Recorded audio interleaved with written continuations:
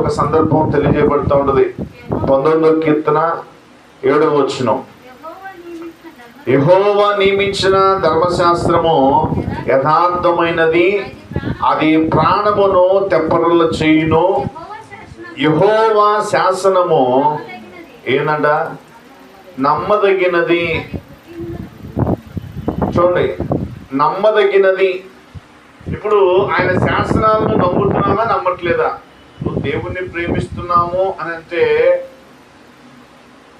ఆ దేవుణ్ణి ప్రేమించడం ఉన్నటువంటి మర్మం ఏంటంటే ఆయన వాక్యాన్ని ప్రేమించడం, ఆయన మాటకు విధేయులు ఉండడం, ఆయన మాట వినటమే. ఎందుకంటే వాక్యమైన దేవుడు. ఆదియందు వాక్యముండును, వాక్యము దేవుని యొద్ద ఉండును, దేవుడే వాక్యమై ఉన్నాడు. మరి ఈ వాక్యాన్ని ప్రేమిస్తున్నావా? అంటే వాక్యాన్ని ప్రేమిస్తున్నావా? వాక్యం ప్రేమిస్తే నువ్వు నమ్మదగిన వాడివే. వాక్యం ఎలా ఉంది, వాక్యం వెంటనే మాకు తెలుసులే ఇదే కదా అనేటువంటి ఒక సులకనగా, ఒక నిర్లక్ష్యంగా, ఒక అర్థం లేనటువంటి జీవితాల్లో మనం జీవిస్తే మనం నమ్మదగిన వారం కాదు, నమ్మకమైన వారం కాదు. అక్కడ రాయబడిన మాటలో ఎవరైతే నమ్మి ప్రేమిస్తారో 1000 తరముల వరకు వారి కుటుంబంలో కృప చూపుతానంటాడు వారి మీద. నమ్మకపోతే బహిరంగంగా శిక్షిస్తానంటాడు. ఇప్పుడు మనం ఆ కృప పొందుకునే వారిగా ఉండాలంటే ఆయన శాసనాన్ని ఏం చేయాలా? ఆయన వాక్యాన్ని ఏం చేయాలా? ప్రేమించాలి. ఆయన వాక్యమును ప్రేమించి వాక్యము కొరకు మనము తృష్ణకొనేటువంటి వారిగా మన జీవితాల్లో మనము కనపరచాలి. అందుకే తిమోతి పత్రిక 1 తిమోతి 1:15 చూడగలిగితే వాక్యాన్ని గురించి రాయబడుతూ ఉంటుంది. 1 తిమోతి 1:15,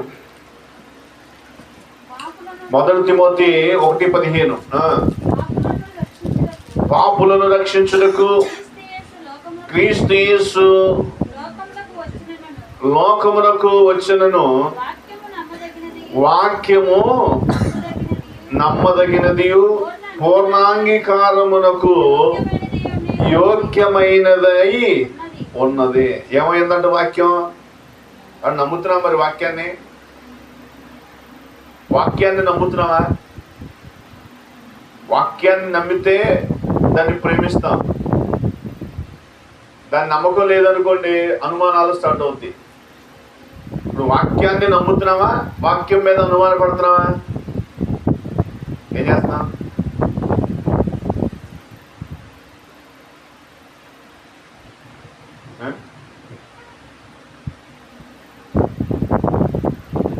వాక్యం అంటే నమ్మకం ఉందా లేదా? మా బయట కూర్చున్నామా, బాబు కూర్చో కనబడతావు. వాక్యము నమ్మదగినది, కానీ వాక్యాన్ని వినే నమ్మకమైన వాళ్ళ కాదు.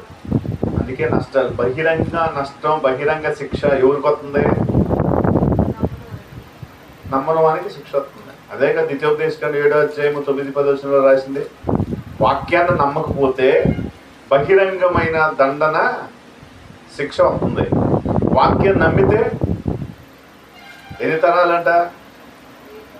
1000 తరాలు. మొత్తం 1000 తరాలు. ఇంకా సేఫ్టీకి ఏమైతే మనకు తెలియదు. అంటే ఇంకా సేఫ్టీకి ఏమైతే మనకు తెలియదు. అది ఏ విషయంలో నమ్మకం ఉండాలి? వాక్యాన్ని నమ్ముతున్నాం అయితే వాక్యం అంటే ప్రాణం. వాక్యం ఎలా ఉంటే అలా నడుస్తున్నాం, వాక్యం ఎలా ఉంటే అలా చేస్తున్నాం, వాక్యమే చెబితే జీవితాల్లో కొనసాగిస్తా ఉన్నాం. అయితే ఏమి నమ్మాలి, ఏమి నమ్మకూడదు? ఏమి నమ్మితే మన జీవితాలకు మేలు కలుగుతుంది, ఏమి నమ్మకపోతే మన జీవితంలో అనర్థాలు తెచ్చుకుంటాం అనేటువంటి విషయాల్లో ఒకసారి చూద్దాం. దేవుని యొక్క పరిశుద్ధ గ్రంథంలో నుండి 2వ దినవృత్తాంతాల గ్రంథము 31వ అధ్యాయము 20 వచనాన్ని ఒకసారి చూద్దాం. 2వ దినవృత్తాంతాల గ్రంథము 31వ అధ్యాయము 20వ వచనం. 2వ దినవృత్తాంతాల గ్రంథము 2వ దినవృత్తాంతాల గ్రంథము 30:20.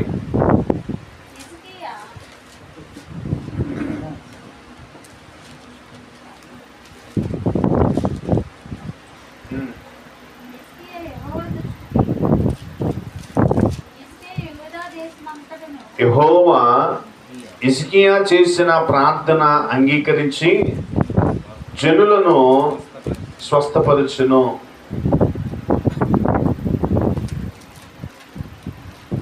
రెండో దినవృత్తాంతాలు 31:20. హిజ్కియా యూదా దేశమనంతటా ఇలాగున జరిగించి తన దేవుడైన యెహోవా దృష్టికి అనుకూలముగా